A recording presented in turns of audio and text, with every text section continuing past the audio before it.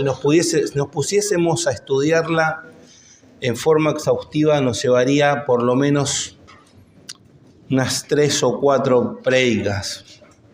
No es la idea es poder apreciar la belleza en su totalidad. Tiene muchos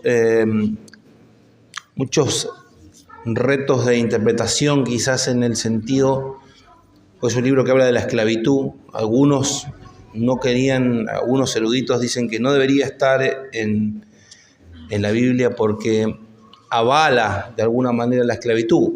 Muchos dicen que el apóstol Pablo era un esclavista, o sea, que aprobaba la esclavitud, o sea, que él creía que estaba bien, ¿verdad? No habla nunca, en ningún momento, en todo el Nuevo Testamento, no hay ni siquiera un solo alegato en contra de la esclavitud. Porque a veces caemos en el error de creer que la Biblia o que Cristo vino para cambiar los estratos sociales, nada más. Y es un grave error. El Señor Jesús dijo, a los pobres siempre los tendréis con vosotros. O sea, siempre iba a haber pobres. No, de ninguna forma podemos creer que la venida del Evangelio es para que nosotros todos salgamos de la pobreza y que todos seamos prósperos. Entonces no habría empleados, como pasaba en los tiempos del apóstol Pablo, ¿verdad? Que las personas no trabajaban, tenían esclavos. O sea, tenían esclavos que trabajaban para ellos. Bueno, hoy pasa más o menos lo mismo. ¿No? Hay muchos, para que haya un poderoso tiene que haber muchos oprimidos. Pero no es el tema de nuestro sermón el día de hoy. Vamos a hablar acerca de la gracia del perdón.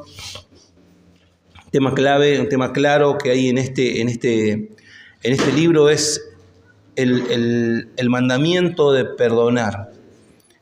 Tenemos muchos pasajes de la Escritura. El Señor Jesús habló mucho acerca del perdón. Vamos a ir viendo algunos versículos a medida que vayamos avanzando, pero quiero que entendamos más que nada el hecho de que nos va a presentar situaciones, el pasaje nos va a presentar situaciones muy similares a las que nosotros vivimos todos los días con respecto al perdón. A veces encasillamos el perdón, lo ponemos en un estante, ¿verdad? Y solo pensamos o hablamos del perdón como algo divino, ¿sí? Hay 2 categorías dentro de la Biblia cuando hablamos del perdón. Por un lado tenemos el perdón divino y por otro lado tenemos el perdón humano, ¿verdad? Dios perdona de una forma diferente a la nuestra. Dios perdona de una forma distinta a la nuestra. Vamos a ir viéndolo a través del pasaje. Vamos a nuestro texto. Dice, libro de Filemón, tiene solo 25 versículos. Vamos a leerlos todos. Y luego al final vamos a volver a leerlos todos. ¿Bien? ¿Encontraron? Dice, Pablo, prisionero de Jesucristo, y el hermano Timoteo, al amado Filemón, colaborador nuestro, y a la amada hermana Apia y a Arquipo, nuestro compañero de milicia, y a la iglesia que está en tu casa. Gracia y paz a vosotros, de Dios nuestro Padre y del Señor Jesucristo. El amor y la fe de Filemón. Hay un título ahí que no es inspirado, pero que nos habla de la visión general que tienen las personas que rodean a Filemón, que es el personaje a quien está dirigida la carta. Doy gracias a mi Dios haciendo siempre memoria de ti en mis oraciones, porque oigo del amor y de la fe que tienes hacia el Señor Jesús y para con todos los santos, para que la participación de tu fe sea eficaz en el conocimiento de todo el bien que está en vosotros por Cristo Jesús. Pues tenemos gran gozo y consolación en tu amor, porque por ti, oh hermano, han sido confortados los corazones de los santos. Por lo cual, aunque tengo mucha libertad en Cristo para mandarte lo que conviene, más bien te ruego por amor, siendo como soy, Pablo, ya anciano y ahora además prisionero de Jesucristo, te ruego por mi hijo Onésimo, a quien engendré en mis prisiones, el cual en otro tiempo te fue inútil, pero ahora a ti y a mí nos es útil, el cual vuelvo a enviarte. Tú pues recíbele como a mí mismo. Yo quisiera retenerle conmigo para que el lugar tuyo me sirviese con mis prisiones por el Evangelio. Pero nada quise hacer sin tu consentimiento para que tu favor no fuese como de necesidad, sino voluntario. Porque quizá para esto se apartó de ti por algún tiempo, para que le recibieses para siempre. No ya como esclavo, sino como más que esclavo, como hermano amado mayormente para mí, pero cuanto más para ti, tanto en la carne como en el Señor. Así que si me tienes por compañero, recíbele como a mí mismo, y si en algo te dañó o te debe, ponlo en mi cuenta. Yo, Pablo, lo escribo de mi mano, yo lo pagaré, por no decirte que aún tú mismo te me debes también. Sí, hermano, tenga yo en algún provecho de ti en el Señor, conforta mi corazón en el Señor. Te he escrito confiando en tu obediencia, sabiendo que harás aún más de lo que te digo. Prepárame también alojamiento, porque espero que por vuestras oraciones os seré concedido. Y te saludan Epafras, mi compañero de prisiones por Cristo, Jesús, Marcos, Aristarco, Demas, Lucas y mis colaboradores. La gracia de nuestro Señor Jesucristo sea con vuestro espíritu. Amén. Señor, te pedimos que nos ayudes a poder comprender, Señor, lo que tú nos quieres enseñar a través de esta epístola que has permitido, Señor, preservar para poder ser enseñados también en este tiempo y aplicarla a nuestro tiempo, Señor, en nuestro propio contexto social, Señor, en nuestro propio contexto familiar, en el hogar, que nos ayudes, Señor, a poder aplicarla. Amén. Bien, no les voy a decir que tomen asiento porque ya están sentados. Algo que nosotros tenemos que entender es que muchas veces cuando leemos un pasaje de la Escritura o cuando leemos un libro de las Escrituras, nuestra manera de ver el texto o nuestra forma de entender los textos está muy solidaria o muy obligada a verlo de la forma en la que nosotros vivimos hoy. Nosotros tenemos que un poco romper con eso y quizás sería bueno que después usted, cuando vaya a su casa, estudie un poco más acerca del contexto de la Roma de los tiempos del apóstol Pablo. La esclavitud era algo normal, formaba parte de la sociedad. Prácticamente el 30% de los habitantes de Roma eran esclavos. Eran la parte productiva de la nación, eran los que generaban verdadera riqueza. Se tenían esclavos en el campo, esclavos en el hogar, esclavos en los talleres. Quizás si había un amo que tenía un oficio, por ejemplo, podía enseñarle ese oficio a los esclavos y no tenía obligación de pagarle sueldo. O sea, mientras obviamente era mucho más productivo tener un esclavo fuerte y un esclavo que sea útil y que trabaja, como lo dice ahora aquí el apóstol Pablo. Antes te fue inútil a vos, pero ahora nos es útil a los dos y mucho más a ti ahora. Pero tenemos que entender este contexto, ¿verdad?, de la esclavitud, con lo que estamos lidiando. Tenemos que entender que dentro de las iglesias había hombres libres y esclavos. Había hombres libres que eran muy pobres, porque ser un hombre libre no era, una virtud de riqueza.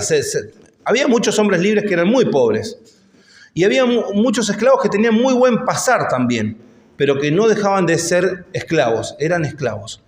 Tengamos en cuenta también la forma de la esclavitud que había en Roma, o que Roma tenía, o como hacían, por ejemplo, los pueblos colonizadores de la antigüedad. Tenemos el caso, por ejemplo, de Nabucodonosor, o sea, del rey Jerjes, ¿verdad?, que eran hombres que colonizaban naciones y se llevaban para sí mismos esclavos de jóvenes que estaban formados, que tenían conocimiento.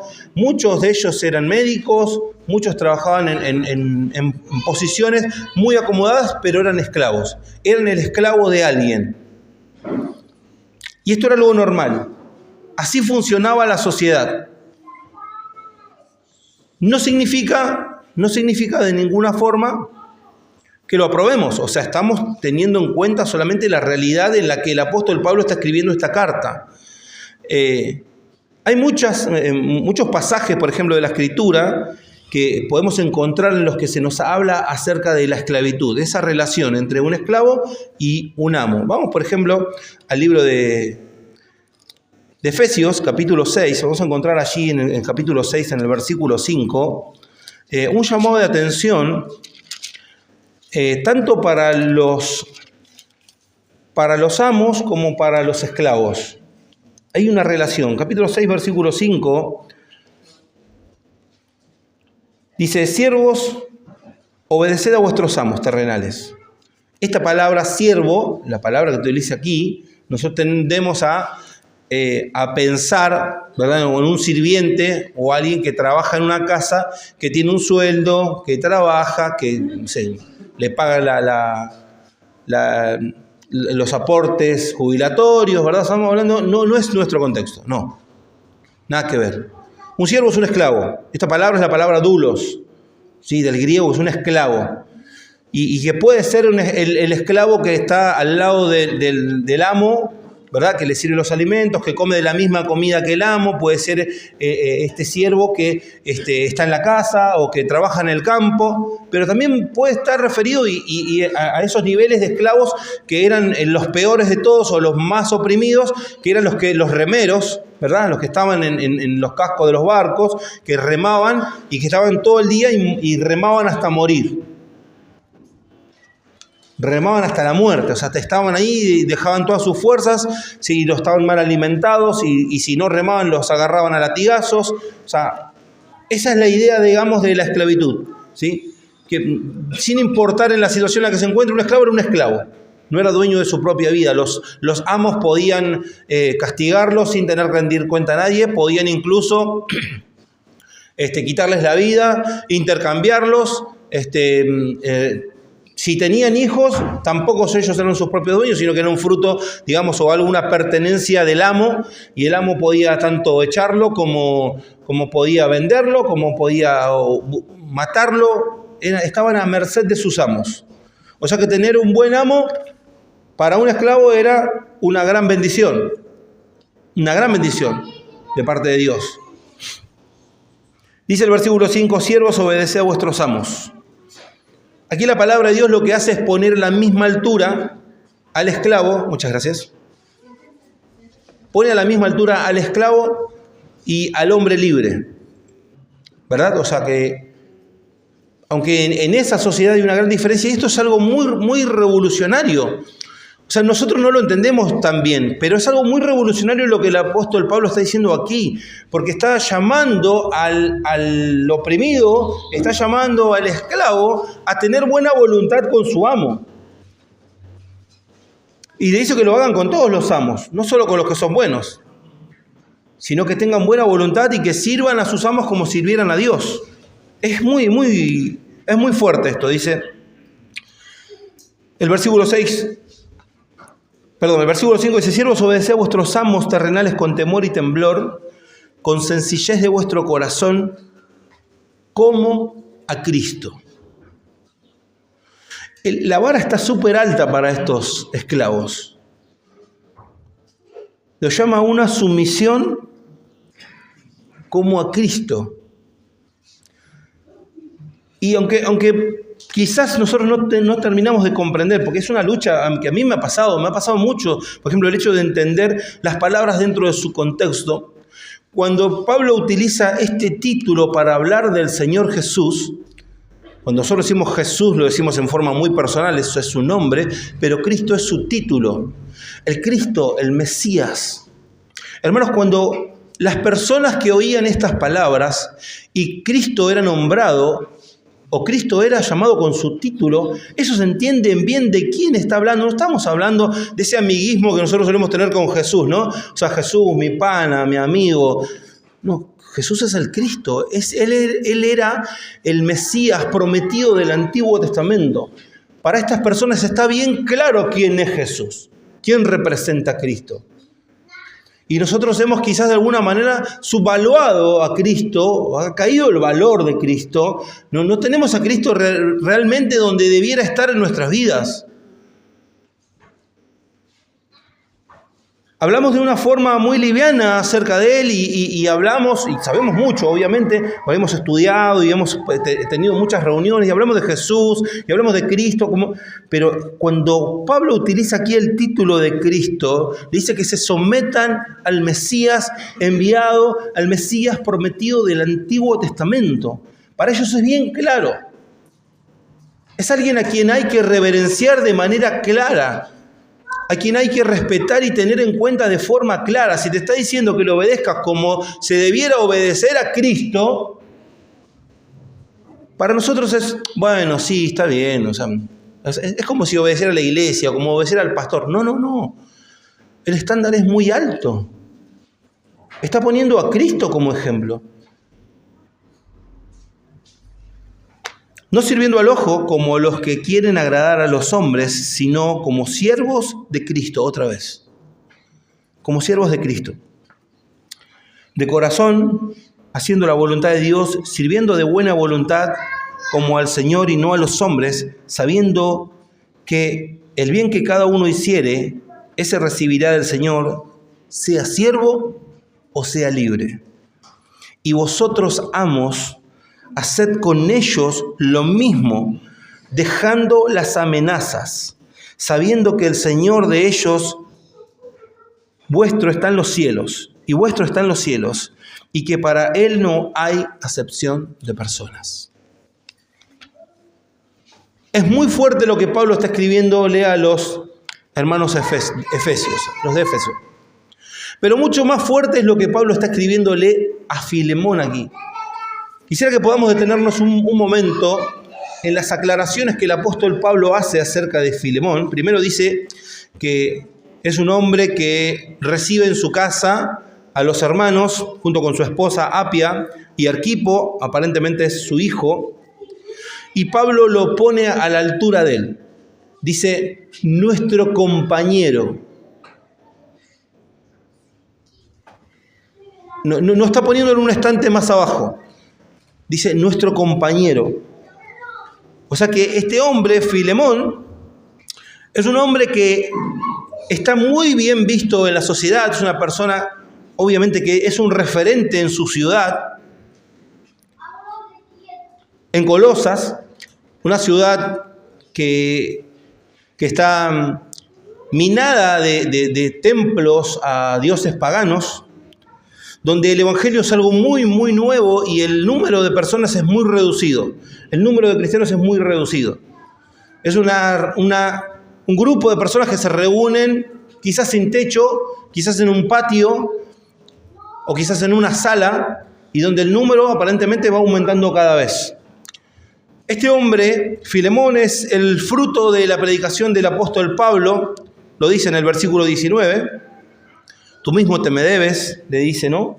El apóstol Pablo dice, porque se había convertido por la predicación del apóstol Pablo. Este hombre fue tan impactado por la predicación del evangelio que él renuncia a su mundo pagano. Este hombre es un romano, renuncia a todo su mundo pagano, se convierte a Cristo, y no solamente se convierte a Cristo, sino que también forma una iglesia en su propia casa. Era aparentemente un hombre rico porque tenía esclavos, por lo menos tenía uno, pero aparentemente estaba acomodado económicamente porque tenía una casa donde podía recibir a varias personas. E incluso Pablo le dice en los últimos versículos que le prepare un lugar, que le prepare una cama, prepárame una habitación porque espero volver pronto a ir a verlo. O sea que había lugar como para recibir a Pablo también, para hospedar personas. Es un hombre que tiene muy, muy, muy buen testimonio. Pablo lo dice en el versículo 4, dice, doy gracias a mi Dios, haciendo siempre memoria en ti mis oraciones, porque oigo del amor y de la fe que tienes hacia el Señor Jesús y para con todos los santos. Qué lindo que sería que alguien nos escriba una carta o que alguien nos mande un WhatsApp, ¿verdad? O un mail, usando estas palabras para hablar de nosotros. Sería lindo, ¿no? Muy gratificante, alguien que reconoce nuestro trabajo en el Señor. El apóstol Pablo escribe una carta, lo manda a Onésimo, pero no lo manda solo, lo manda con Tíquico a la iglesia de Colosas, porque sabe que Onésimo puede correr peligro. Dice, porque oigo del amor y de la fe, dice, para que la participación de tu fe sea eficaz en el conocimiento de todo el bien que está en vosotros por Cristo Jesús. Pues tenemos gran gozo y consolación en tu amor, porque por ti, oh hermano, han sido confortados los corazones de los santos. Un hombre de Dios, reconocido por el apóstol Pablo, un hombre fiel, un hombre que hace el bien, un hombre que aparentemente tiene bienes y que con sus bienes sirve al Señor. Pero algo que tenemos que tener en cuenta es que es un hombre traicionado. Como muchas veces los hombres de Dios son traicionados. Como muchas veces los hombres que aman al Señor son traicionados. Y la traición duele. El hombre más perfecto que existió sobre la tierra fue traicionado por uno de sus cercanos, por uno de sus discípulos. Uno de los pecados más atroces. Quizás ¿quién de ustedes cuando habla de Judas, quién le pone Judas a su hijo? ¿Qué cristiano le pone Judas a su hijo? Ninguno, ¿no? Todos, Judas, ¿viste? O cuando un nene se porta mal, ¿cómo le decimos, no? Cuando un nene se porta muy mal, o sea, un nene que es terrible, es la piel de Judas, o sea, es un Judas. No queremos a Judas. ¿Por qué? Porque es un traidor. Ninguno de nosotros nos damos cuenta de que cada uno de nosotros somos Judas. De cuántas formas y de cuántas maneras nosotros hemos traicionado a Cristo. Por dinero, por conveniencia, por acomodarnos socialmente, por vergüenza, de un montón de formas hemos traicionado a Cristo. Por nuestro propio orgullo. Pero aquí vemos un hombre dañado, un hombre de Dios dañado, perjudicado. Onésimo era un esclavo de su grupo, quizás sería el único, no lo sabemos, pero aparentemente le ha robado, se robó algo. Imagino que lo primero que tenga que haber robado para poder escaparse a Roma, porque de Colosas a Roma hay un buen tramo, debe haberse robado por lo menos un caballo, debe haberse robado bienes porque le robó para huir. Pero esta es la historia de muchos esclavos, muchos esclavos que se escapan a Roma. Roma era una metrópoli muy, muy grande, con muchísima población, y era muy fácil mezclarse con el montón de esclavos y con el montón de personas que vivían en Roma. Quizás se había robado dinero, podría ir a vivir como un hombre libre, quizás en Roma, en otra ciudad. Pero para la gloria de Dios, este pecado que comete Filemón, no avalamos el pecado, no avalamos el robo, no avalamos de ninguna forma la traición, pero Dios usó este mal, Dios usó este pecado terrible de Onésimo, porque allá en Roma se encuentra con el apóstol Pablo. Onésimo se encuentra con el apóstol Pablo, oye el Evangelio y Onésimo se convierte. Se convierte al Señor. Y obviamente ahora es consciente y tiene una real conciencia de la gravedad de su pecado.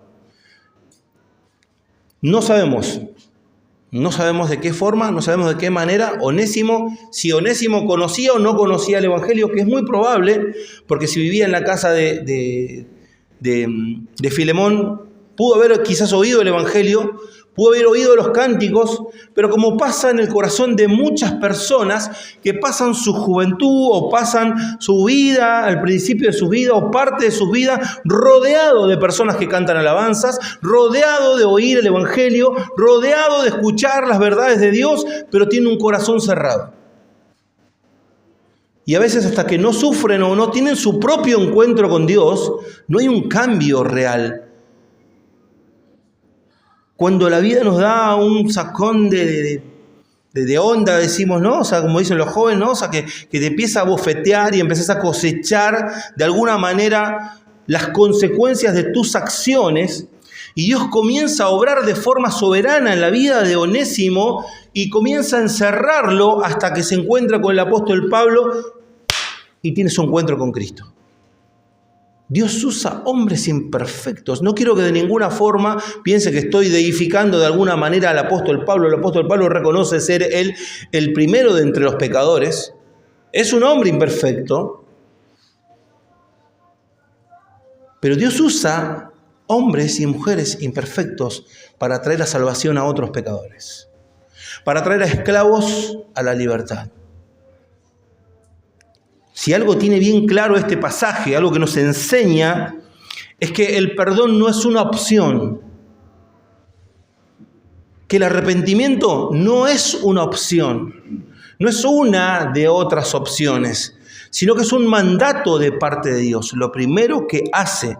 Y muchas veces necesitamos, cuando las relaciones se rompen, porque pasa eso con la tradición, que suele pasar, por ejemplo, como en el caso de Filemón, quizás él podría decir, bueno, lo perdono, pero la relación ya no va a ser la misma. ¿Nos pasa? ¿Verdad? Cuando alguien te traiciona, cuando alguien te hace un mal, o cuando alguien hace algo en tu contra, cuando alguien te daña, injustamente quizás, y decimos, perdono, pero no olvido. ¿Verdad? Y está ese dolor ahí, y está esa espina clavada, y quizás es el caso de Filemón. No lo sabemos, pero Pablo tiene que llamar su atención. Fíjense cómo Pablo como un referee, digamos, ¿no? De alguna manera está poniéndole las manos a los dos, ¿verdad? Para que se reconcilien. Él está intercediendo, está trabajando en la sanidad de esta relación. Él está trabajando, escribe una carta y manda al ofensor, en este caso Onésimo, con la carta, pero va como para que no parezca que sea, digamos, una falacia esta carta o que sea falsa, la manda junto con otra carta a Colosas, es la carta a los colosenses, junto con la carta a Filemón, y van Tíquico y Onésimo a entregar la carta para darle credibilidad a Onésimo. Manda 2 cartas juntas para darle apoyo a Onésimo. Y fíjense lo que les dice. Ahora empieza a interceder en el versículo 6 y dice, por lo cual, aunque tengo mucha libertad en Cristo para mandarte lo que conviene, algo que debemos reconocer muchas veces en nuestros líderes, en nuestros pastores, es que ellos tienen una autoridad sobre nosotros que muchas veces nosotros no reconocemos de manera clara. Si el pastor te llama la atención por algo, no deberías ofenderte. No deberías ofenderte. Ese llamado de atención puede venir en forma de mandato, puede ser tajante, puede ser firme, o puede ser en forma de petición también. Porque esto es lo que más te conviene a vos.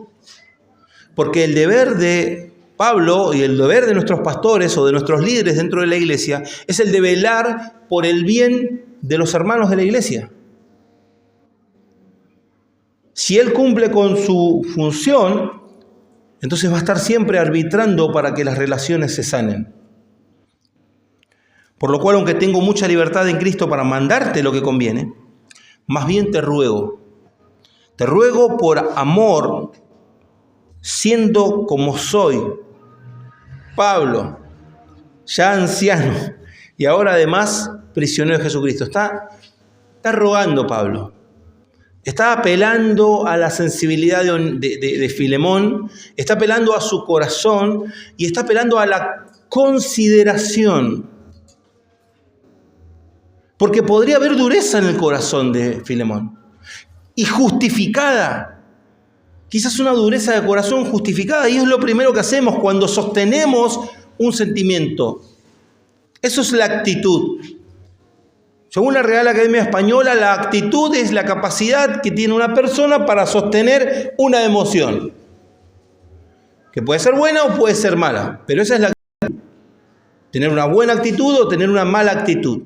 Puede ser una actitud de odio, una actitud de desprecio, una actitud de no valoración, opuesto a una actitud de tener el corazón abierto, de amar, de poner la verdad de Dios por encima de tu orgullo, está apelando al corazón.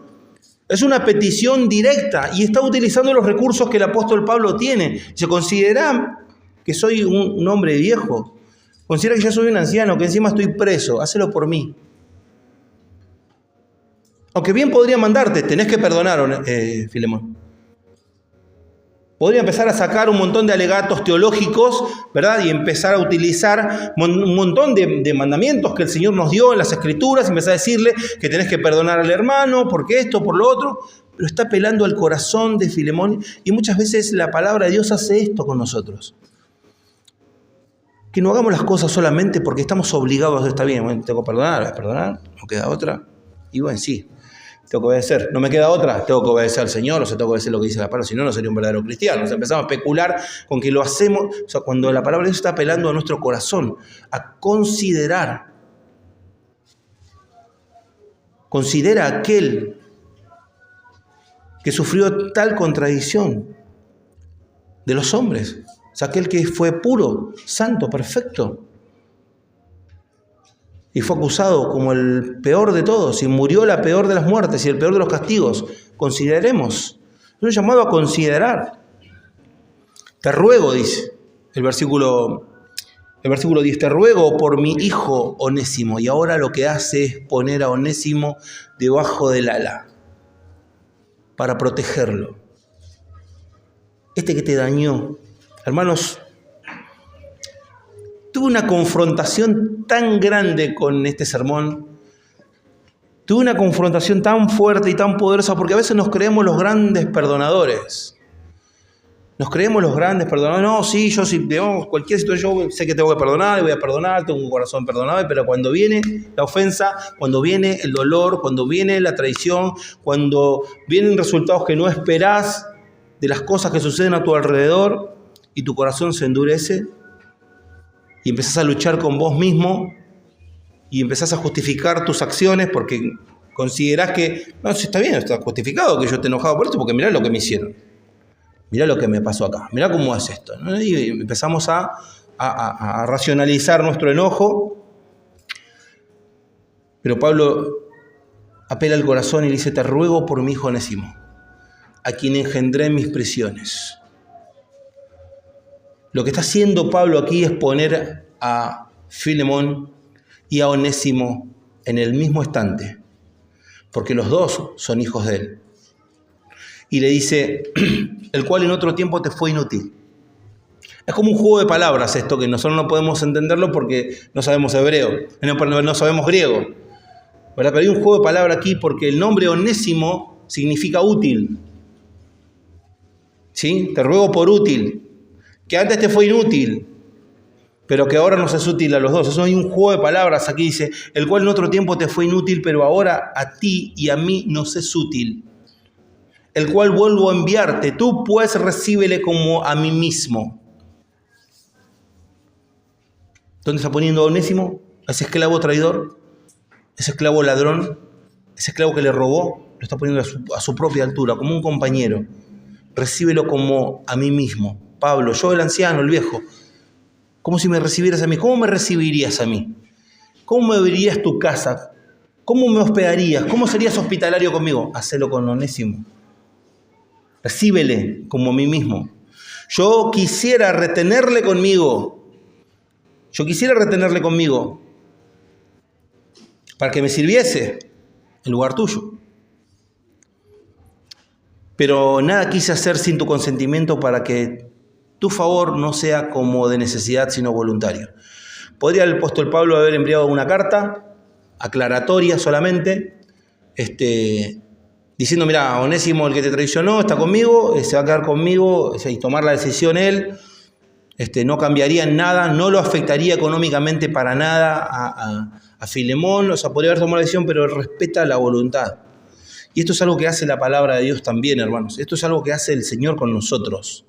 Cuando nosotros venimos a Cristo, nos convertimos, nosotros no somos seres autómatas. Y vamos por el mundo obedeciendo sin pensar y sin razonar, robotitos sin voluntad. No, el Señor apela a nuestra voluntad. a una obediencia voluntaria, porque eso es lo correcto, porque elegimos la mejor decisión siempre, porque estamos buscando la mejor decisión. El apóstol Pablo no lo retiene, dice, pero nada quise hacer sin tu consentimiento para que tu favor no fuese como de necesidad, sino voluntario, porque quizá para esto se apartó de ti. Es tremendo ver aquí, podríamos hablar un buen rato acerca de la soberanía de Dios, pero Pablo lo hace en forma resumida y dice, quizás para esto se apartó de ti por algún tiempo para que le recibieses para siempre. ¿A qué les recuerda esta frase? Para esto pasó esto, para que pasara esto otro. Recuerdo a José y sus hermanos cuando llegan a Egipto y él le dice a sus hermanos, porque vosotros lo hicisteis para mal para mí. Fíjense que no es que en la conversación que tiene José con sus hermanos, dice, no, porque vosotros quisisteis hacerme mal y Dios lo transformó para mí. No. No es que Dios tuvo que improvisar, sino que Dios permitió esto porque Él tenía un propósito mayor en el futuro. Y una de las cosas que más nos llama la atención, hermanos, una de las cosas que más les llama la atención, por ejemplo, a los mundanos, no sé si esta palabra es muy ofensiva, a los inconversos o a las personas que no, o por lo menos las personas que no pertenecen a una iglesia, ¿verdad? Las personas que no pertenecen a una iglesia lo que hacen es criticar a la iglesia. Y cuando pasa algo adentro de la iglesia que no para ellos no debiera pasar, como por ejemplo una traición, o alguien que habla mal de vos, o alguien que te estafa, o alguien que hace algo malo, o alguien que te daña de alguna manera, dice, pero al final lo de la iglesia son peor que los que no van. Yo no voy nada a la iglesia. Y nosotros mismos nos preguntamos, ¿cómo pueden pasar estas cosas dentro de la iglesia? Bueno, hermanos, nosotros tenemos que confiar en la soberanía de Dios, de que muchas veces cosas que no debieran suceder en la iglesia terminan siendo usadas por Dios para nuestro bien. Porque, por ejemplo, si no nos traicionaran y si nadie nos ofendiera y si nadie hiciera nada en nuestra contra, entonces no podríamos poner nunca en práctica el perdón. Entonces tampoco podríamos poner en práctica el arrepentimiento. Porque aquí hay varias cosas que tenemos que practicar como cristianos. Por un lado, ¿sí? Nos arrepentimos cuando nos damos cuenta, o sea, ser iluminados por el Espíritu Santo de Dios para que hemos cometido un pecado contra un hermano, arrepentirnos, pedir perdón. Y por el otro lado, un hermano que fue ofendido, que fue dañado, que está luchando con su dolor, que está luchando con esa tradición, que tiene una lucha interna que le va a llevar a conocer facetas de la personalidad de Dios que no la conocería en un mundo perfecto, en un mundo sin tradiciones. Porque tenemos una idea muy utópica de la iglesia. Tenemos una idea de que todo tiene que ser siempre perfecto, de que todo va a salir siempre bien. Y la realidad es que este lugar es un lugar donde Dios está tratando con el corazón de los pecadores. Donde Dios está tratando con tu orgullo. Donde Dios está tratando con tu soberbia. Bueno, con nuestra. Con nuestro orgullo. Con nuestra soberbia. Con nuestro propio ego. ¿Cómo va a lograr Dios eso? Dios va a usar a los hermanos. Y Dios prepara todas estas situaciones para que nosotros aprendamos a amar en forma práctica, porque vemos aquí por lo menos tres características claras acerca del perdón. La primera de ellas es la gracia del amor, la gracia del perdón. El perdón es algo que nosotros recibimos en forma gratuita, primariamente de Dios. Solo hemos sido perdonados no de la forma en la que se nos manda a perdonar a nosotros. Esto es algo que quiero aclarar. Porque mientras que a nosotros como seres humanos se nos manda a perdonar y olvidar, y que no haya ningún tipo de castigo o de represalia contra el ofensor, ¿verdad? O sea, el Señor nos dice a nosotros que perdonemos y olvidemos. Nada más. Dios te manda solo a perdonar. Dios no te dice que vengas a hacer justicia, no, pero vos me hiciste esto, bueno, ahora yo... No. El mandato es a perdonar. Que perdones y te olvides. y que, que queda otra vez en tabula rasa, o sea que la cuenta queda en cero, la pizarra queda en cero. Perdonaste y no, mirá que es la segunda. No, siempre es la primera, porque eso es lo que el Señor hace con nosotros. A diferencia de Dios, cuando Dios nos perdonó, Él proveyó una justicia perfecta a través de Cristo. Dios no tomó nuestros pecados y solo los olvidó. No es que solamente los olvidó, no, sino que Él mandó a su Hijo a pagar por nuestros pecados y ahora su justicia fue satisfecha y Dios puede prodigar perdón a todos aquellos que vienen a Él. Y esta gracia que se nos concede, este perdón que se nos concede, aunque para nosotros es gratuito, aunque para nosotros es accesible, con toda libertad, a Cristo le costó su vida. Él pagó por nosotros, el justo por los injustos para llevarnos a Dios, como dice Pedro.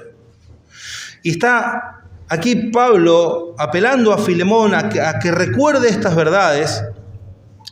Dice el versículo 15, porque quizá para esto, se apartó de ti por algún tiempo para que le recibieses para siempre, no ya como esclavo, sino como más que esclavo, como hermano amado. Mayormente para mí, dice, una aclaración ahí, que le recibas como hermano amado. Bueno, pero mayormente para mí, dice Pablo, pero cuanto más para ti, tanto en la carne como en el Señor. Pablo está devolviendo a Onésimo a su casa, lo está enviando con esta carta que apela al corazón de Filemón, pero también muchas veces nos encontramos en situaciones como estas, en que se nos hace tan difícil perdonar a alguien cercano, alguien con quien compartimos la mesa, que compartimos cenas, almuerzos, tardes, el crecimiento de nuestros hijos muchas veces, y alguien te traiciona y alguien te hace mal y termina dañándote. El Señor nos manda a perdonar, dice, así que si me tienes por compañero, recíbele como a mí mismo. Y si en algo te dañó o te debe, ponlo a mi cuenta. Yo, Pablo, lo escribo de mi mano, yo lo pagaré.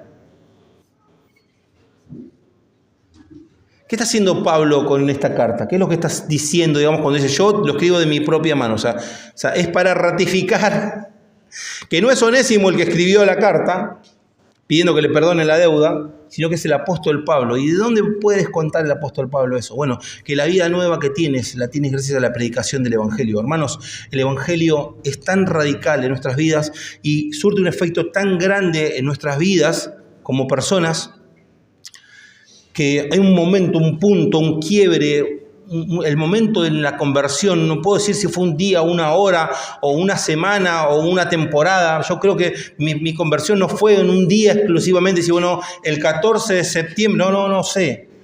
No sé, recuerdo unos años, recuerdo un tiempo en el que el Señor estuvo trabajando en mi corazón de una forma que yo estaba sufriendo. Hoy cantaba la hermana la canción del alfarero, y me hacía recordar cuántas veces el Señor tuvo que romper ese vaso y amasarlo de nuevo y para ir dándole forma, y que muchas veces ese proceso, ese tiempo, es un tiempo de sufrimiento, es un tiempo de dolor, es un tiempo en el que no entendemos, es un tiempo en el que no sabemos para dónde ir, que clamamos al Señor y parece que no nos oye, y Dios está obrando en nuestros corazones. Hermanos, yo viví toda mi infancia, desde los 3 años hasta hoy, siempre dentro de la iglesia. Tuve un periodo en el que me aparté, unos 3 o 4 años, y esos fueron los peores años de mi vida, donde quiero olvidar y que el Señor entierre en el fondo del mar esos años que estuve lejos de Él.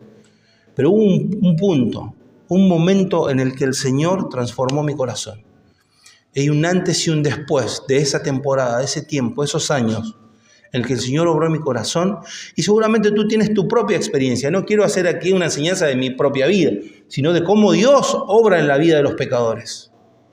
Y muchas veces tenemos mala memoria, hermanos. Empezamos a vivir y a gozar de los bienes del Evangelio, de tener una vida nueva, y nos olvidamos que quizás Dios ahora está trabajando en el corazón de otra persona. Y quizás este es el momento o el proceso de otra persona o de otro hermano. en el que Dios está acorralándolo, encerrándolo en los caminos para que se arrepienta, como pasó con Onésimo. Como huyendo de su amo, como huyendo quizás de la casa pastoral, como huyendo quizás de todo esto, se encuentra con Cristo allí en Roma y luego es enviado de vuelta, y ahora hay un proceso que tienen que pasar los dos, tanto el que se arrepiente como el que tiene que perdonar. Y esta es la historia de nuestra vida, hermanos. Vivimos rodeados de personas que amamos, que nos han traicionado, o a las que hemos traicionado, o a las que hemos dañado.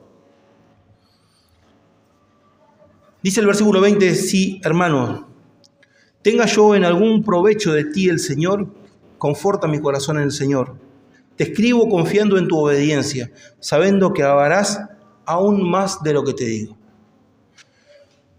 Es tan simple a veces, es tan simple el Evangelio que los niños de la escuela bíblica lo pueden relatar.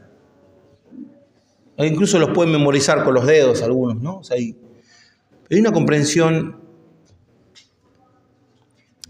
empírica, ¿sí?, de la experiencia, porque una cosa es saberlo intelectualmente, tener una comprensión. Yo creo que también es necesaria, obviamente que es necesaria, como dice el Señor en la parábola del sembrador, dice, ¿no? Cuando dice que la buena tierra, dice, este es el que oye el Evangelio y lo comprende y lleva mucho fruto. Creo que tiene que haber una comprensión real en nuestro corazón de quiénes somos nosotros y quién es Dios. Y cómo Dios no termina su obra solamente contigo cuando ya te convertiste, sino que es donde comienza la obra. Es donde la obra comienza y Dios sigue tratando en tu corazón y sigue tratando en mi corazón. Y con muchos años de predicación y con muchos años quizás de servir al Señor en diferentes ministerios, todavía tengo un problema con perdonar a personas. Todavía estoy luchando o racionalizando en mi corazón no haber perdonado o sanado una relación. Esto es algo que nos pasa a todos. Y algo claro que tenemos que tener en cuenta es que esto se logra a través del amor. Y el amor no son solo palabras. El amor son palabras, el amor son conceptos, el amor es una decisión. El amor es una decisión. Pablo le sigue hablando a Filemón, le dice que le prepare un lugar porque él espera pronto ir a verlos por medio de las oraciones que tiene. Manda saludos de parte de los hermanos, Marcos, Aristarco, Demas, Lucas, que son colaboradores de él. Y manda una gran bendición orando al Señor. Dice, no, que la gracia de nuestro Señor Jesucristo sea con vuestro espíritu. Y cierra con el amén, ahí como si todo terminara ahí. Pero ahora falta el instante después en que la carta es recibida, hermanos. No se nos cuenta más nada. No sabemos más nada. No sabemos si Onésimo fue restaurado en su hogar junto con Filemón. No lo sabemos, no tenemos esa información. Pero podemos sí apelar a los mandamientos que encontramos, a las verdades que encontramos. Yo quisiera que usted pueda comprender quizás un poco más lo personal de esta carta, lo personal de la carta del apóstol Pablo, y voy a leerla ahora. Si usted quiere puede acompañarme, no sé si tiene en su celular acceso a la nueva traducción viviente. Voy a leer la carta y luego vamos a orar. Voy a tratar de plasmar, digamos, la idea general como un todo en la carta que el apóstol Pablo le escribe a Filemón, hablando acerca de este perdón maravilloso que nos es concedido de parte de Dios. Algo que tenemos que tener en cuenta es que hay una virtud destacable en la persona que perdona, en el perdonador, ¿verdad? Pero también hay una virtud muy destacable en el arrepentido. Es muy virtuoso, hermanos, el hecho de reconocer tu pecado o reconocer la traición o reconocer la falta de amor, arrepentirte y luego tener el valor suficiente para acercarte a tu hermano. Pero también hay una gran virtud, y creo que es mucho mayor todavía, cuando el ofendido es el que toma la iniciativa. El Señor Jesús lo enseña muy claramente, enseña esto de cómo cuando vos fuiste ofendido o cuando alguien tiene algo en contra ti, dice, si vienes al altar y traes tu ofrenda, dice, y tu hermano tiene algo contra ti. El texto no está diciendo que tú ofendiste a tu hermano, sino que él tiene algo contra ti. Deja tu ofrenda, ve y ponte a cuenta con tu hermano y luego ven y preséntate en el altar. Hay una virtud maravillosa en este mandamiento del Señor Jesús que nos hace ver de que siempre estamos esperando que el ofensor nos venga a pedir perdón, que se arrepienta. Y muchas veces simplificamos esta idea. Simplificamos esta idea porque es simple, en realidad es muy simple. Tampoco hay mucho misterio aquí, porque el Señor Jesús dice, ¿cuál es la base para perdonar al hermano? ¿Cuál es la base para perdonar al hermano? Dice, si tu hermano peca contra ti, ¿no? Viene y te dice, me arrepiento, perdóname. Y los discípulos le dicen, bueno, dice, hasta 7 veces. No, os digo que hasta 70 veces 7. ¿Cuál es la base para perdonar al hermano? Me arrepiento, perdóname. ¿Cuál es la expresión verbal? Si la persona viene y te dice, me arrepiento, perdóname, estuve mal, perdón. Hay que perdonarlo. Pero por otro lado, no siempre las personas que ofenden tienen la capacidad, y los que, por ejemplo, los que estamos casados entendemos mucho más de esto, y mucho más los varones, que muchas veces somos víctimas de ofensas o de prejuicios. Pasa viceversa, este es un chiste nada más, ¿verdad? Pero que el ofendido no pide perdón, no se arrepiente. Pero porque amamos, muchas veces incluso terminamos pidiendo perdón por algo que no hicimos. Pero estamos tratando de sanar la relación. ¿Cuántos matrimonios se dividirían o ya se hubiesen roto si la persona que es ofendida no toma la iniciativa en sanar la relación? Muchas veces nos pasa mucho más a los varones, de verdad. Más allá del chiste, nos pasa mucho más a los varones. Las mujeres, las esposas, tienden a arrepentirse menos, pero sí saben recibir el bien. Aunque saben que fueron ellas las ofendidas y los esposos se acercan, quizás, la relación se sana mucho más rápido. Entonces, aplicar este principio en nuestras vidas, o sea, el hecho de pensar de que el que me ofendió me tiene que venir a pedir perdón, no, el Señor nos dice que hagamos, el Señor vino a revertir muchas formas de pensar de los seres humanos. Dice, no, si tu hermano tiene algo contra ti, o sea, si él te atacó, si él te hizo algo malo, tomamos la iniciativa, andá. Tomemos la iniciativa. Y esto es algo que nos pasa a diario, hermano. Y empezar a aplicar estas verdades de la palabra de Dios, empezar a aplicar estos principios y empezar a dejar tiradas por ahí, dejarlas la ofensa. Dejarla, te ofendieron y olvidar la ofensa y empezar a trabajar en el amor, en el vínculo de la paz, en sostener el amor en alto, obedeciendo lo que el Señor nos dice. De una forma tan simple. Es simple. No es tan complicado. Es lo que dice el apóstol Pablo a Filemón, o sea, confío en tu obediencia. Voy a leer el texto. Dice, voy a tratar de poner un poco de énfasis en las palabras, quizás suene un poco exagerado, pero es como el apóstol Pablo está escribiendo de una forma muy personal. Dice, yo Pablo, prisionero, por predicar la buena noticia acerca de Cristo Jesús, junto con nuestro hermano Timoteo, les escribo esta carta a Filemón, nuestro amado colaborador, a nuestra hermana Apia, a Arquipo, nuestro compañero en la lucha, y a la iglesia que se reúne en tu casa. Que Dios, nuestro Padre, y el Señor Jesucristo les den gracia y paz. Filemón, siempre le doy gracias a mi Dios cuando oro por ti, porque sigo oyendo de tu fe en el Señor Jesús y de tu amor por todo el pueblo de Dios. Pido a Dios que pongas en práctica la generosidad que proviene de tu fe a medida que comprendes y vives todo lo bueno que tenemos en Cristo. Hermano, tu amor me ha dado mucha alegría y consuelo, porque muchas veces tu bondad reanimó el corazón del pueblo de Dios. Por esta razón me atrevo a pedirte un favor. Podría exigírtelo en el nombre de Cristo, porque es correcto que lo hagas. pero por amor prefiero simplemente pedirte el favor. Toma esto como una petición mía, de Pablo, un hombre viejo y ahora también preso por la causa de Cristo Jesús. Te suplico que le muestres bondad a mi hijo Onésimo.